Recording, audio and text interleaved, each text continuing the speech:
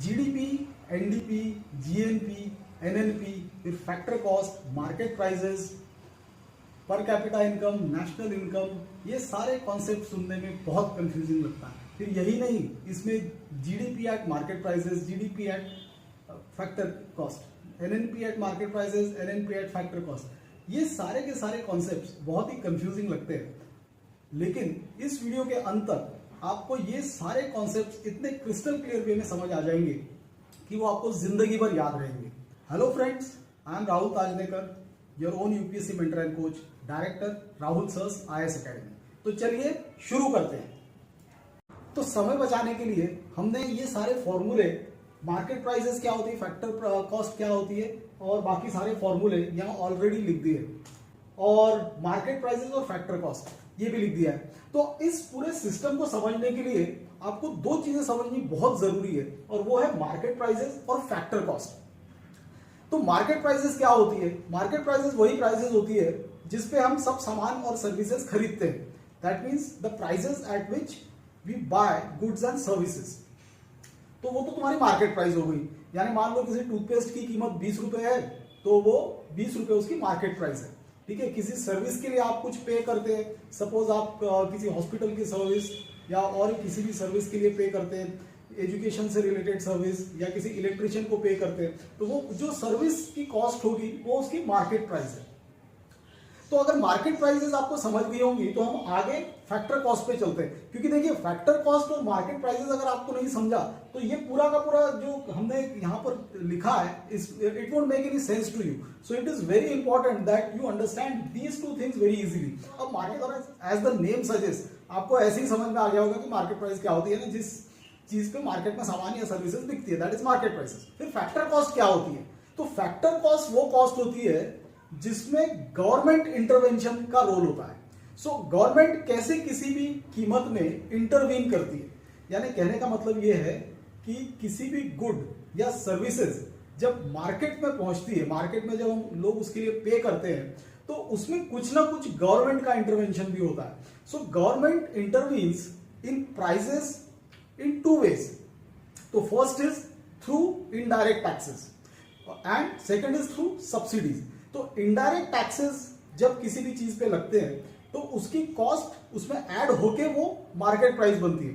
For example, हम फिर से एक बेसिक छोटे से टूथपेस्ट का एग्जाम्पल ले लेते हैं। तो अगर वो 20 रुपए का टूथपेस्ट आपने खरीदा है, तो हो सकता है कि उसकी प्राइस उससे कम होगी, और उसमें जो गवर्नमेंट ने टैक्स लगाया है, पहले तो सेल्स टैक्स और दुनिया भर के अलग अलग टैक्स होते थे, अभी एक यूनिफॉर्म जीएसटी आ गया, तो उसमें जीएसटी लगेगा और उसकी टोटल कॉस्ट मिलके 20 रुपए हुई। तो इसका मतलब उसमें गवर्नमेंट का इंटरवेंशन कितना है? सपोज 2 रुपए का। तो वैसे तो 18% और इसके अलग अलग स्लैब्स हैं, हम उन सब पे अभी नहीं जाएंगे, लेकिन गवर्नमेंट ने उसमें किसी न किसी तरह से उस प्राइस में अपना इंटरफेरेंस किया है, तो उसकी वजह से उसकी प्राइस बढ़ गई है। ओरिजिनल प्राइस तो उसकी वो प्राइस थी नहीं।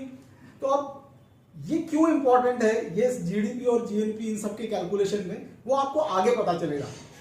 ऐसे ही गवर्नमेंट एक और वे में प्राइसेस में इंटरफियर करती है, वो है थ्रू सब्सिडीज। तो सब्सिडी यानी मान लो उसकी जो ओरिजिनल कॉस्ट है उसमें आपको कुछ पैसे गवर्नमेंट ने पे कर दिए। फॉर एग्जाम्पल, अभी तो वो सब ज्यादा है नहीं, लेकिन सपोज हम गैस का सिलेंडर पकड़ लेते हैं। अगर गैस का सिलेंडर 1200 रुपए का अपने को मार्केट में या अपने घर पे जो मिलता है, तो उसमें गवर्नमेंट की अगर सब्सिडी होगी तो वो सिलेंडर आपको 800 रुपए में मिलेगा या 600 रुपए में, जितनी सब्सिडी होगी वो आप वो जाने दीजिए।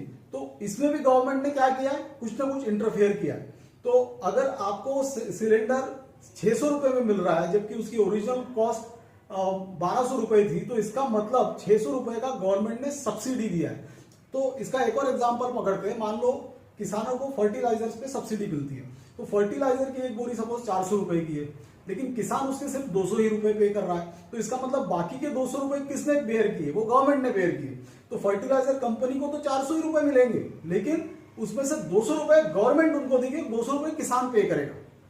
ठीक है, तो इसमें गवर्नमेंट का इंटरवेंशन 200 रुपए का हो गया, अगर उसमें 50% सब्सिडी है तो। So this is how government intervenes in the prices of goods and service. वो फिर सर्विस के भी केस में होता है। आपको कई सारी हॉस्पिटल में सर्विसेज मिलती है, जैसे गवर्नमेंट हॉस्पिटल में आपको ऑलमोस्ट फ्री इलाज हो जाता है, लेकिन वो इलाज जितने में होता है उसमें खर्चा तो ऑब्वियसली उससे ज्यादा आता है। तो वो सारा जो पेशेंट पे करता है और उसका बाकी का जो डिफरेंस है वो सब गवर्नमेंट बेयर करती है। तो इसका मतलब क्या हुआ कि गवर्नमेंट ने उस सर्विस की कॉस्ट में भी इंटरफेयर किया। तो अगर आपको यहां तक समझ में आ गया हो तो हम अपना एक बाकी का ये शुरू करते हैं। सबसे पहले हम आते हैं जीडीपी। तो हम जो नॉर्मल जीडीपी की बात करते हैं वो हम उसके मार्केट प्राइसेस पे ही बात करते हैं। तो मार्केट प्राइसेस में पे अगर हमको जीडीपी कैलकुलेट करनी है तो व्हाट विल जीडीपी बी?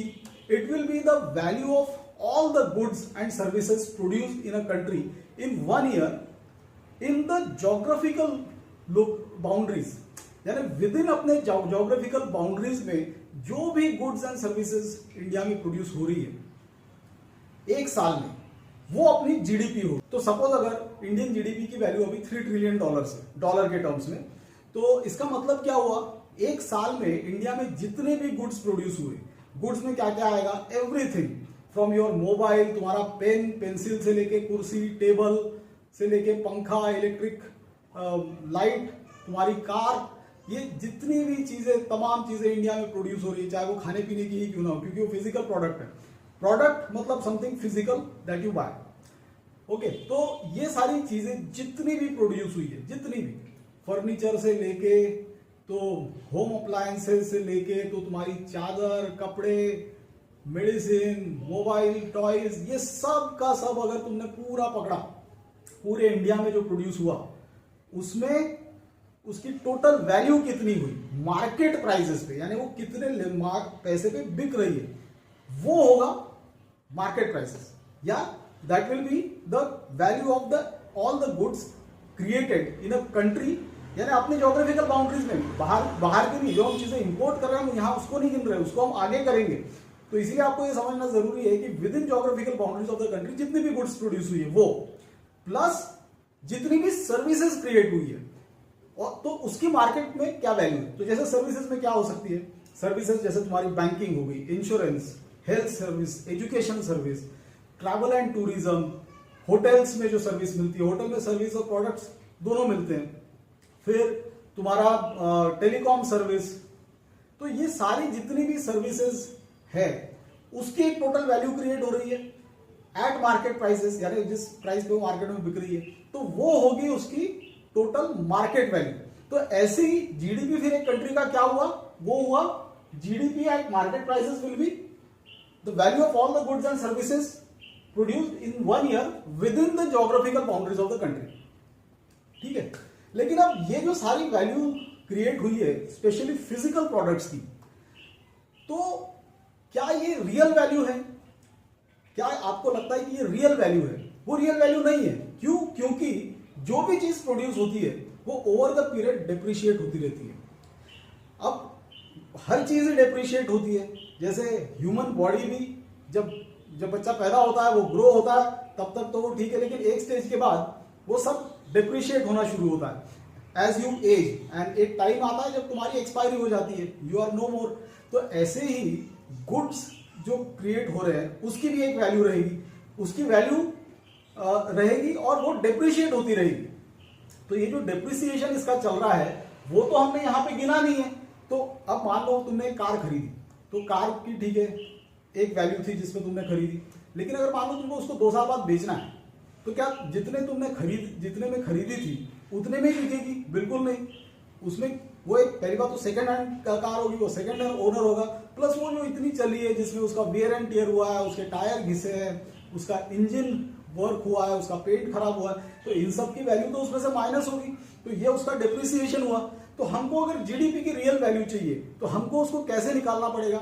हम उसको निकालेंगे जीडीपी में से डिप्रिसिएशन काट के, जीडीपी में से डिप्रिसिएशन काट के उसकी हम वैल्यू निकालेंगे जीडीपी की। ये तो हमने बात की मार्केट प्राइसेस पे।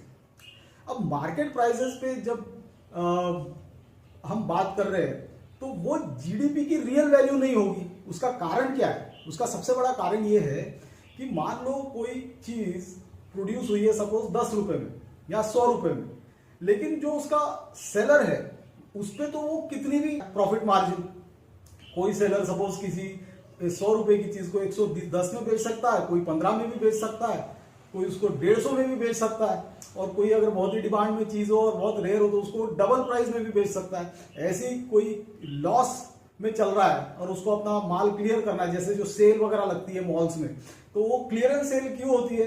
बिकॉज वो उनका माल वैसे भी वेस्ट होने वाला है। सो इससे अच्छा ऑफर्स देके उसको निकालो, उसको सस्ते में निकालो। तो हो सकता है कि कोई 100 रुपए की चीज 90 रुपए में बेच दे, कोई 80 रुपए में बेच दे, या हो सकता है 50% डिस्काउंट दे दे। तो लेकिन फिर जब एक ही प्रोडक्ट पे अलग अलग प्राइसेस में माल बिक रहा है, तो अगर हम जीडीपी मार्केट प्राइसेस पे उसकी वैल्यू निकालते हैं तो उसका सही आकलन नहीं हो पाएगा। तो जीडीपी का सही आकलन फिर कैसे होगा? तो जीडीपी का सही आकलन होगा, हमको उसमें से गवर्नमेंट इंटरवेंशन निकालना है। तो गवर्नमेंट इंटरवेंशन जब तुम निकाल दोगे तो वो हो जाएगी GDP at factor cost. GDP at factor cost फिर कैसे कैलकुलेट करेंगे? तो हमने यहां पर जो जीडीपी एट मार्केट प्राइस लिए, ये जीडीपी एट मार्केट प्राइसेस, उसमें से हम सारे इनडायरेक्ट टैक्सेस हटा देंगे। यानी गवर्नमेंट ने उसमें जितना भी जीएसटी कमाया है, कोई सेल्स टैक्स होगा, कोई सेस होगा, कोई ये होगा, जो भी होगा, वो सारा अगर तुम उसमें से माइनस कर दो, ठीक है, वो यहां पे तो इनडायरेक्ट टैक्सेस ऐड होते हैं, इसलिए हमको उसको यहां माइनस करना पड़ेगा उसकी रियल प्राइस आने के लिए। ऐसे ही सब्सिडीज जो होती है वो प्राइसेस को कम करती है, तो इसके लिए इस फॉर्मूला में हमको सब्सिडीज को ऐड करना पड़ेगा, ठीक है। सो जीडीपी एट फैक्टर कॉस्ट का मीनिंग क्या हुआ? GDP at market prices minus indirect taxes और फिर प्लस सब्सिडीज, ठीक है। तो अगर आपको यहां तक समझ में आ गया है तो आप एक इंपॉर्टेंट चीज समझ गए होंगे कि रियल वैल्यू ऑफ जीडीपी क्या है। लेकिन इसमें एक बहुत बड़ा कैच है, ये जो जीडीपी हमने अभी निकाला है, ये फिर भी अपने कंट्री की रियल इनकम को नहीं बता पाता। उसका एक कारण है। उसका कारण ये है कि इंडिया में कई सारे कंपनीज है जो बाहर से पैसा कमाती है और जो यहाँ का पैसा अपने घर लेके जाती है कमाया हुआ। फिर ऐसी कई इंडियन कंपनीज भी जो फॉरेन कंट्रीज में पैसे कमा रही है। तो हमने तो क्या बात की यहाँ पे कि ज्योग्राफिकल बाउंड्रीज के अंदर भी, अब जैसे इन्फोसिस है उसके तो फॉरेन में भी बहुत सारे ऑपरेशंस है, कई सारी कंपनीज के फॉरेन में मैन्युफैक्चरिंग यूनिट्स है। अब टाटा मोटर्स ने सपोज जेएलआर खरीदी, Jaguar range rover is owned by Tata. अब वो इंडियन कंपनी तो थी नहीं, उसके प्लांट्स पूरी दुनिया में है, ब्रिटेन में सबसे ज्यादा। तो वहां से जो हमको इनकम आ रहा है, यानी हमको यानी टाटा ग्रुप को, वो इंडियन इनकम में ऐड होगा। लेकिन हमने यहाँ पे जो डेफिनेशन देखी, यहाँ पे ज्योग्राफिकल बाउंड्रीज की देखी है, तो ज्योग्राफिकल बाउंड्रीज के हिसाब से तो वो इनकम इसमें हम गिन ही नहीं रहे, लेकिन वो इनकम है, वो कंट्री की इनकम है। तो उसको कैसे हम फैक्टर इन करेंगे फाइनली अपना जीडीपी की वैल्यू निकालने के लिए? तो वो हम अभी आगे देखते हैं। तो जो खामियां जीडीपी के कैलकुलेशन में अपनी रियल इनकम निकालने के लिए रह गई थी, उसको हम जीएनपी के थ्रू सॉल्व करते हैं। देखिए, अपना आइडिया है to finally calculate the national income, okay. और फिर नेशनल इनकम से हम पर कैपिटा इनकम निकालेंगे कि हिंदुस्तान में एक ऑन एन एवरेज एक प्रति व्यक्ति आय कितनी है, which is called per capita income, ठीक है। तो उसी तक हमको पहुंच रही है। बेसिकली पूरा डेरिवेशन है नेशनल इनकम पे पहुंचने का। तो नेशनल इनकम ही हमको कैलकुलेट करती आनी चाहिए, और उसकी के लिए जीडीपी, जीएनपी, ये सारी चीजें होती है। तो अभी तक हमने क्या देखा कि जीडीपी को फैक्टर कॉस्ट पे करने से हमको काफी एक अच्छा अंदाजा आ जाता है कि अपनी बेसिकली नेशनल इनकम क्या हो रही है।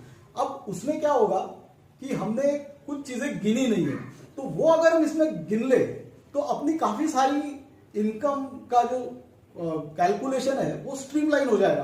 तो उसके लिए हम क्या करेंगे, जीएनपी एक कैलकुलेट करेंगे। जीडीपी की जो है जीएनपी, जीडीपी क्या था? Gross domestic product. जीएनपी क्या होता है? Gross national product. अब सही बात बोली जाती है, और वो क्यों बोली जाती है वो हम वीडियो के एंड में इसके ऊपर बात करेंगे। जीडीपी और जीएनपी में बेसिक फर्क क्या है, और फिर जब जीएनपी में ही सारा कैलकुलेशन होता है तो हम जीडीपी क्यों गिनते हैं, तो वो सारी चीजें नेशनल इनकम के डेरिवेशन के हिसाब से यहां तक पहुंचने के बाद करेंगे, तो उसकी चर्चा करेंगे। तो जीएनपी एट मार्केट प्राइसेस फिर क्या होगा अगर हमको जीएनपी निकालना है, क्योंकि हमको अभी क्या इसमें फैक्टर इन करना है कि जो इंडिया फॉरेन से कमा रहा है और जो पैसा इंडिया से फॉरेन जा रहा है उनको हमको इसमें एडजस्ट करना पड़ेगा, तब अपना एक रियल फिगर क्रिएट होके आएगा। तो फिर GNP at market prices, eight market prices यानी ये जो जीडीपी एट मार्केट प्राइसेस था ये प्लस फॉरेन इनकम। तो इंडिया फॉरेन से कौन सा इनकम कमा रही है, वही जो अभी मैंने बताया, जैसे जैगवार रेंज रोवर एक फॉरेन कंपनी जो टाटा ने एक्वायर की है, तो उसका प्रॉफिट तो इंडिया का प्रॉफिट हुआ, तो वो हमको इंडिया के इसमें गिनना पड़ेगा, क्योंकि वो प्रॉफिट ब्रिटेन में नहीं गिना जाएगा, वो इंडिया में गिना जाएगा। फिर ऐसी इंफोसिस और कई सारी टेक महिंद्रा और कई सारी कंपनीज ने फॉरेन की छोटी मोटी सॉफ्टवेयर कंपनीज एक्वायर की है, तो उनका जो प्रॉफिट आता है वो हमको इंडियन इनकम में गिनना पड़ेगा, क्योंकि वो इनकम वहां नहीं गिना जाएगा जहां से वो आ रहा है, तो कहीं ना कहीं तो उसको गिनना पड़ेगा ना। तो हम वो इंडिया में गिनेंगे, क्योंकि हमने जीडीपी में तो देखा था कि सिर्फ ज्योग्राफिकल बाउंड्रीज में जो प्रोड्यूस हो रहा है वही गिना जा रहा है, तो इसीलिए हमको इससे रियल इनकम का पता नहीं लग रहा। तो अभी हमने ये सारी चीजें फॉरेन सोर्सेज से जितना इनकम आ रहा है, चाहे वो गुड्स के थ्रू हो या सर्विसेज के थ्रू हो, वो जो भी इनकम आ रहा है वो हमने क्या किया, जीडीपी एट मार्केट प्राइसेस में ऐड कर दिया, ठीक है।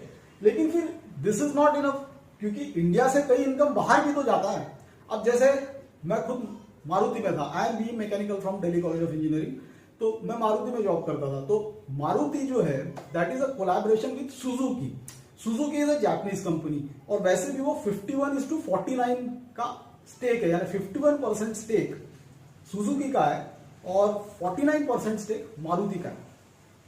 तो मान लो कोई भी कार बिकती है मारुति की, तो उसका जो प्रॉफिट होता है उसका 51% सुजुकी जापान लेके जाता है और बाकी 49% ही इंडिया के पास रहता है। तो अब ये जो पैसा जापान जा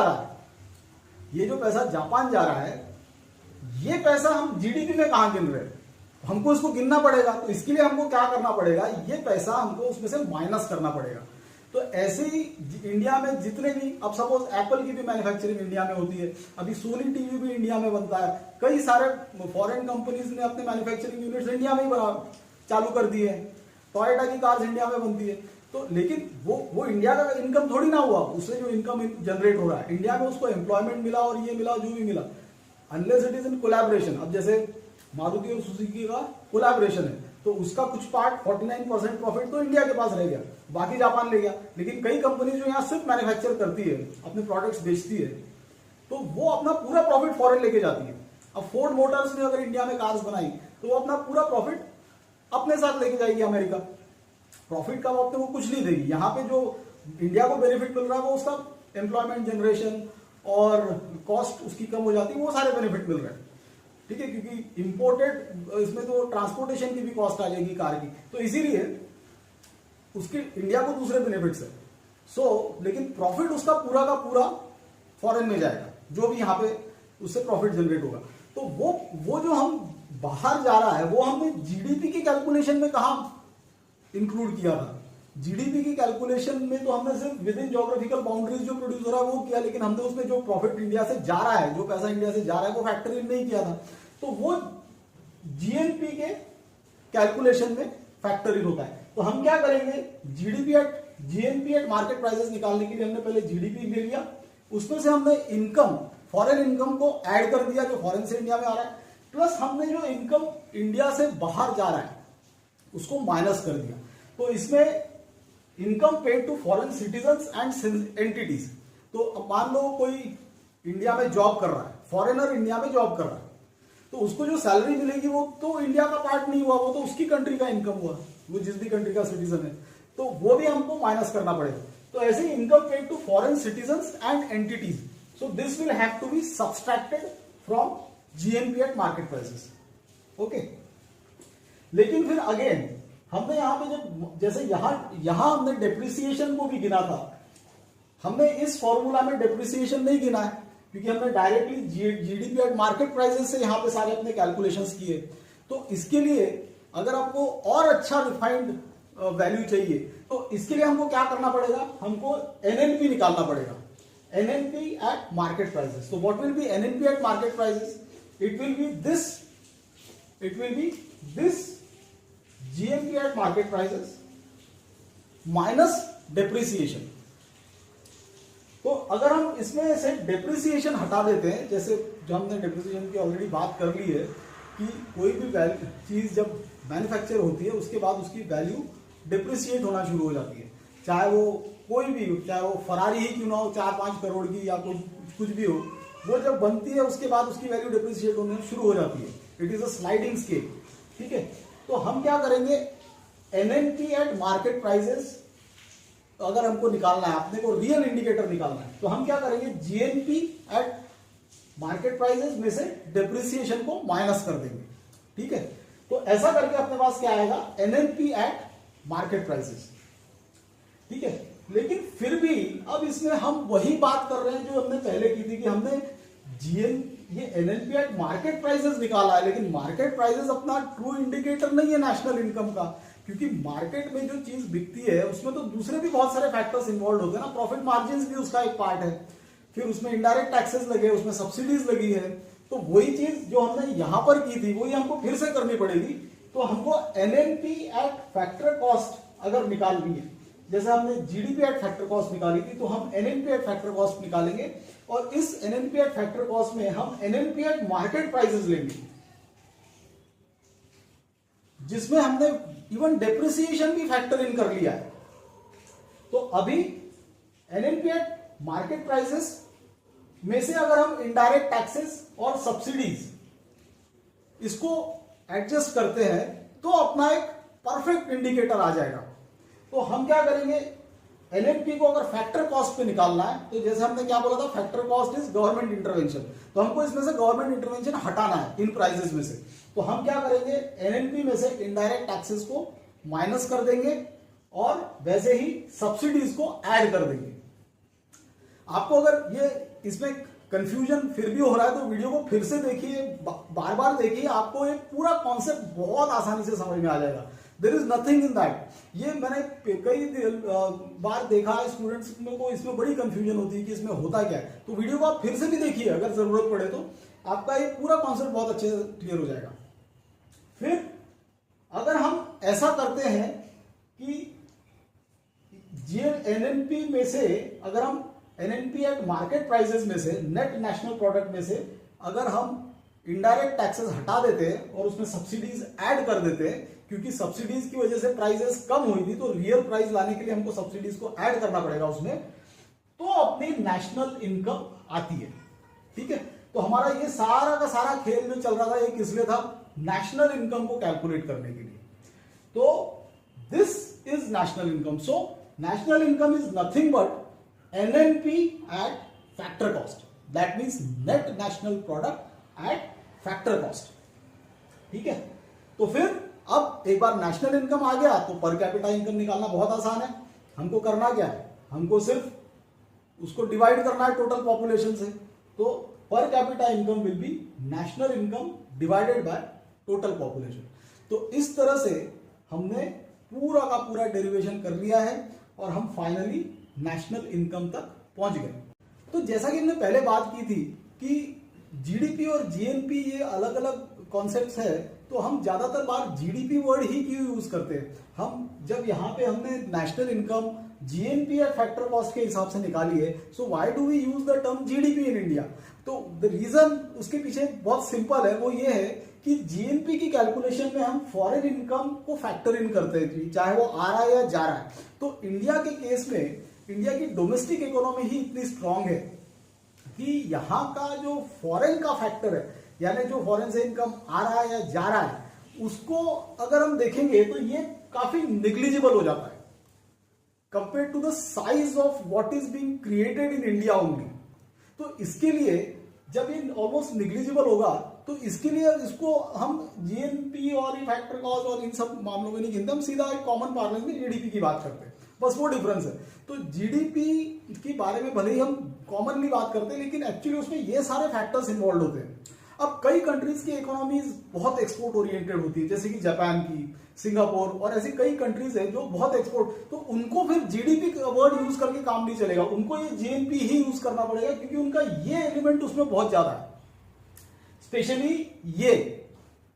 ठीक है, जो फॉरेन से इनकम आ रहा। अब आप जापान को ही पकड़ लो, जापान की सारी जो सपोज कार कंपनीज है, उनके पूरे वर्ल्ड में मैन्युफैक्चरिंग यूनिट्स है। इंडिया में भी हर जापानीज कंपनी की कार मैन्युफैक्चर होती है, ऐसी उनके मैन्युफैक्चरिंग यूनिट्स कितने ही और कंट्रीज में, तो इन सब कंट्रीज में से उनको कितना इनकम आता होगा।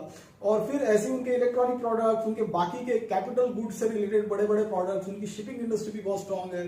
तो वो सारे जो बाहर जो प्रोड्यूस हो रहा है उसका जो इनकम उनको आ रहा है, that will be, I don't know the exact figure, but that will be equal to और even more than what is being produced in their own country. तो इस वजह से वहां पर जीडीपी और जीएनपी में बहुत फर्क आ जाएगा। इंडिया के केस में जीडीपी और जीएनपी में फर्क आता नहीं है, क्योंकि उसका फॉरेन फैक्टर जो है इंडिया में बहुत कम है। इंडिया की डोमेस्टिक कंजम्पशन ही बहुत ज्यादा है, यहाँ एक बहुत बड़ी पॉपुलेशन है और वो ग्रोइंग पॉपुलेशन भी है। तो इंडिया में जितना मैन्युफैक्चरिंग होता है ये सब यहीं पे कंज्यूम हो जाता है। और मेजॉरिटी ऑफ जीडीपी, चाहे वो गुड्स के थ्रू हो या सर्विसेज के थ्रू हो, वो इंडिया में ही जनरेट होती है।